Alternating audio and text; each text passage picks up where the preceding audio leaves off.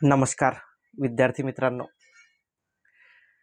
वयवाढ संदर्भामध्ये विशेषतः आपली जे पोलीस भरती आहे, या पोलीस भरतीमध्ये विद्यार्थ्यांना वयवाढ मिळाली पाहिजे या मुद्द्यावर मागच्या काळामध्ये संपूर्ण महाराष्ट्रभर खूप अशी आंदोलनं झाली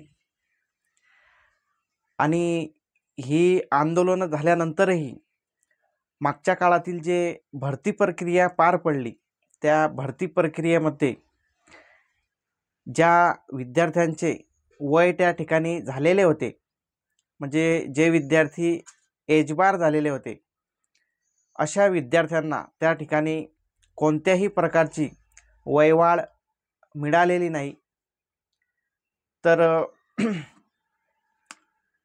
मागच्या काळामध्ये भरपूर अशी आंदोलनं झाली आणि त्या आंदोलनाच्या माध्यमातून बऱ्याच महाराष्ट्रातील अकॅडम्यांनी, त्या अकॅडमीच्या संचालकांनी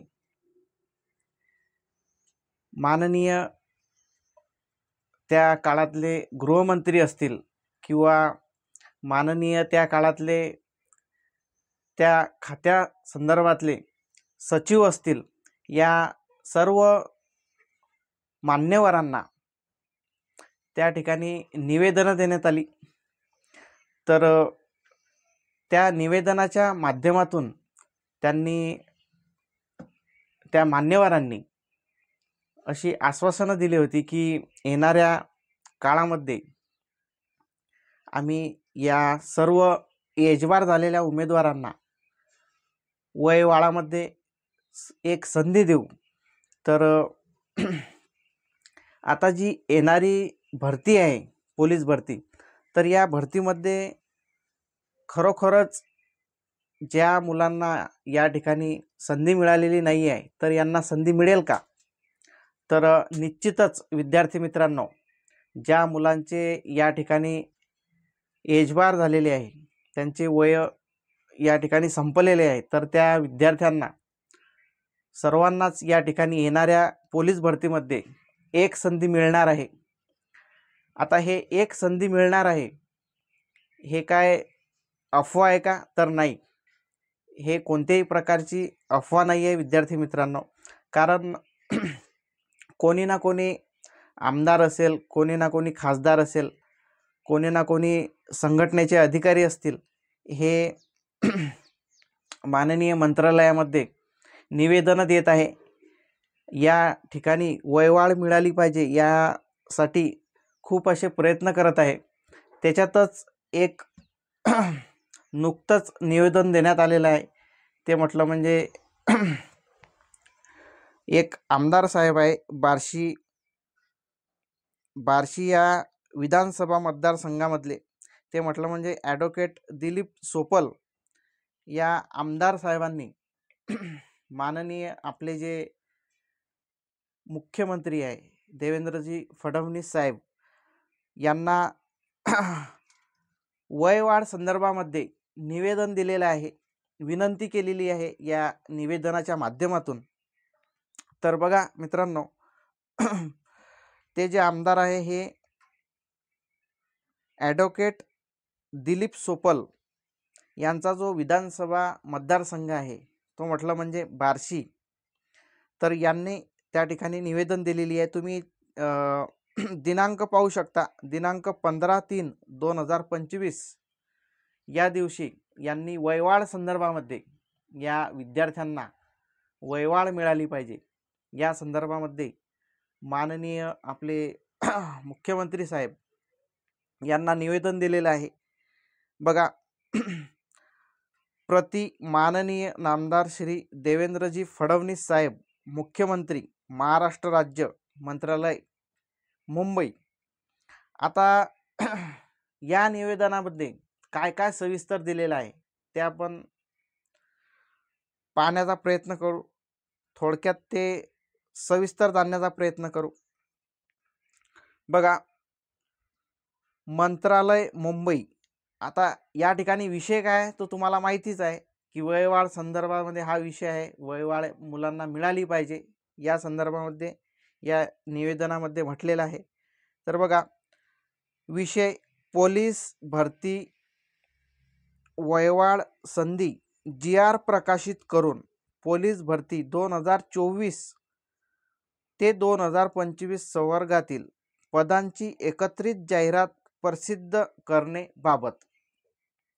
आता बघा, वयवाढ संबंधी GR प्रकाशित करून म्हणजेच यांनी या विषयामध्ये स्पष्ट त्या ठिकाणी म्हटलेलं आहे की जेही आपले उमेदवार आहे की अशा उमेदवारांचं त्या ठिकाणी वय संपलेलं आहे, अशा उमेदवारांना वय मिळालं पाहिजे. तसा तुम्ही हे पोलीस भरती म्हणजे येणारी जे पोलीस भरती आहे हे प्रकाशित होण्याच्या अगोदर काय, ही पोलीस भरती प्रकाशित होण्याच्या अगोदर तुम्ही एक असा GR काढा आणि त्या GR मध्ये तसं मेन्शन करा की या वर्षापर्यंत जे विद्यार्थी आहे या विद्यार्थ्यांना मागच्या पोलीस भरतीमध्ये संधी मिळालेली नाही, तर अशा विद्यार्थ्यांना येणाऱ्या पोलीस भरतीमध्ये संधी मिळावी असं त्या GR मध्ये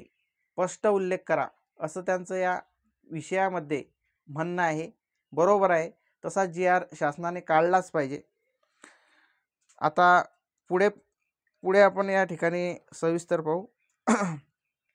बघा महोदय, महाराष्ट्र राज्याच्या गृह विभागात सन